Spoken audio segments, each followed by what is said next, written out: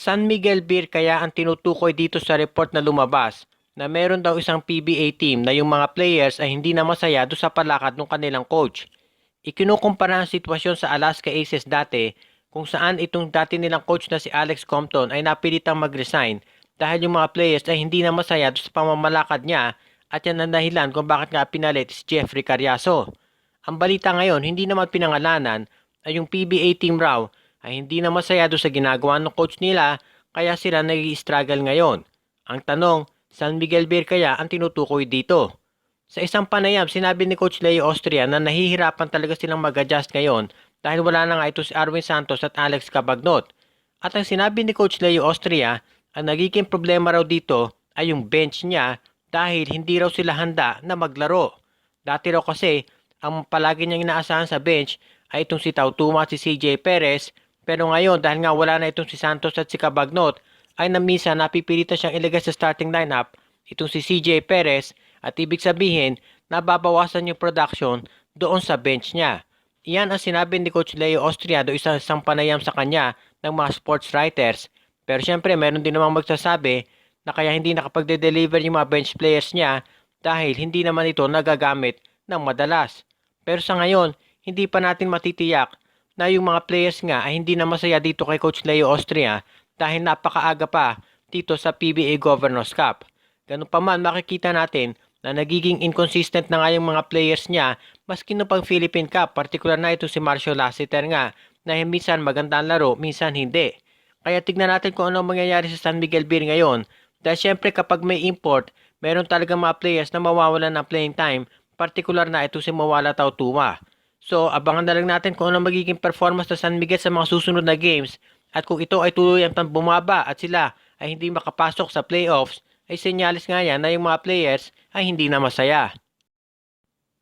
Mayroong mga magkasalungat na balita na lumalabas tungkol sa sitwasyon ng kontrata ni Japet Aguilar sa Barangay Ginebra.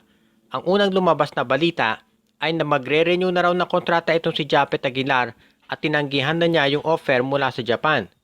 Pero ang latest na lumalabas ngayon mula sa Spin PH ay ito raw si Japet Aguilar ay hindi pa pumipirma ng bagong kontrata sa Barangay Ginebra na mag-e-expire sa December 31 at tinitignan pa raw kung tatanggapin yung offer ng Japan. Ang una nating nakuhang report ay $35,000 a month daw ang offer ng isang Japanese team. Pero ngayon, 4 na Japanese teams na raw ang interesado dito kay Japet Aguilar at ang ino-offer na nila ay $40,000 a month. Ibig sabihin, malaking halaga talaga ito kaya hindi na nakapagtataka kung ito si Japet Aguilar ay nag-iisip talaga. Sa ngayon kasi, kailangan din natin tignan yung sitwasyon mismo ni Japet Aguilar at ng kanyang pamilya. Marami rin namang kampyonato na naibigay na ito si Japet dito sa Barangay Ginebra at syempre maski sa national team ay naglaro na rin ito. At sigurado ako na hindi naman mamasamain ng mga fans ng Barangay Ginebra at ng PBA kung magdesisyon si Japet na pumunta sa Japan at tanggapin yung pera. Pero na kay Japet din yan dahil posible rin naman na hindi niya ito tanggapin at magdesisyon na manatili sa Ginebra. Katulad na lang nitong kay Christian Stan Hardinger na ayon mismo kay Coach Tim Cone ay pumirma na ng panibagong kontrata. Ibig sabihin, tinanggihan na niya yung offer ng Japan at dito na siya maglalaro sa Barangay Ginebra.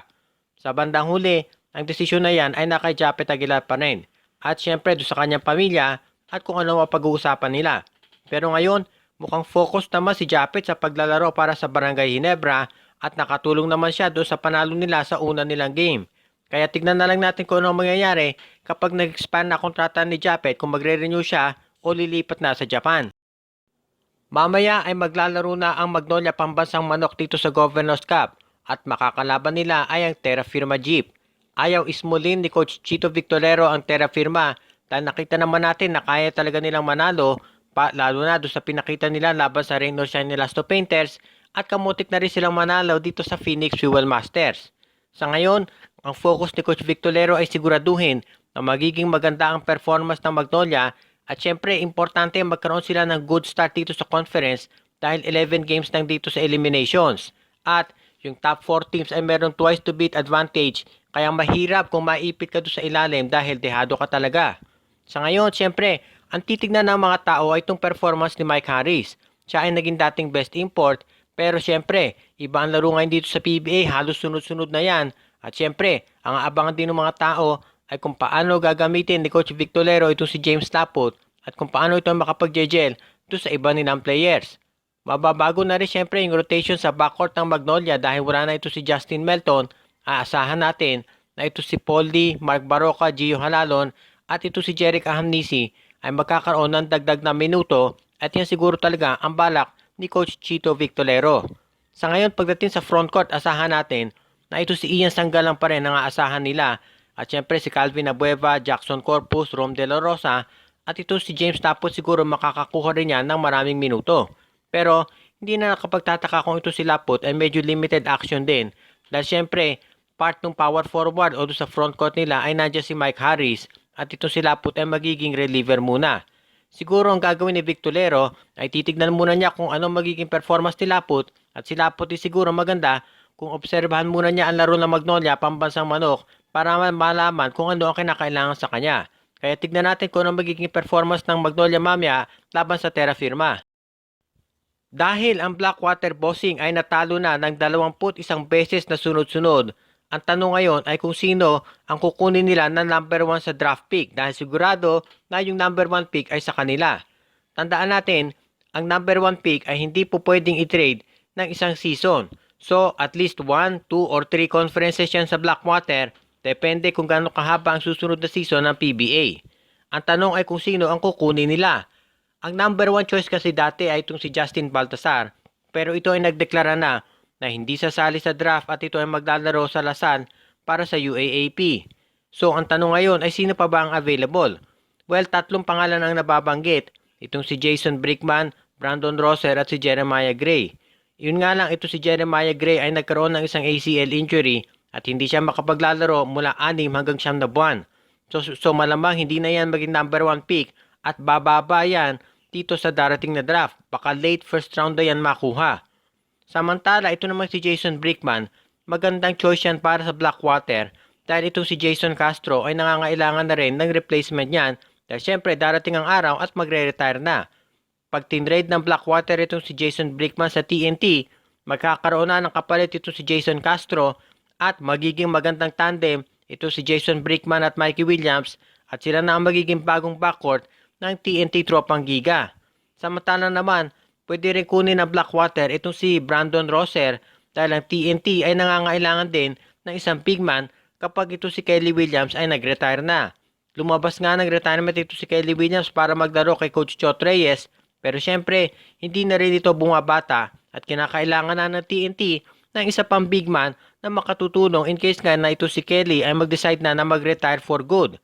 Kaya tignan natin kung sino doon sa dalawa ang pwedeng kunin na Blackwater o baka may iba silang player na maisipan na kunin bilang number 1 pick. Happy birthday muna sa ating taga-subaybay na si Ariel Dazo at shoutout din kay Zian1, Rico Olarte, JJ Official Channel, Anthony Alon, Nestlin Asukro, Rene at Marcia Dineros, Edwin Carmona Jr., Ostrit Vlogs, Renz Altamera Family, Arnel Santo Domingo, Scout Ranger, Andrew Anyosa, Dennis, Elena, Laila at Bonbon Lansang, Joseph Pineda, Julius Benedict at Jason David, Lenod Ojiatans, Joshua Giray, Patrick Unabia, Jordan at John Ray Di Malanta at Sid Maria, JJ Sibum, Jose Huntilla, John Cantos, Brian Andres, Dion Mercado, Jonel Alagon Family, RG Bueno, Raven Banyes at Judy Villarosa.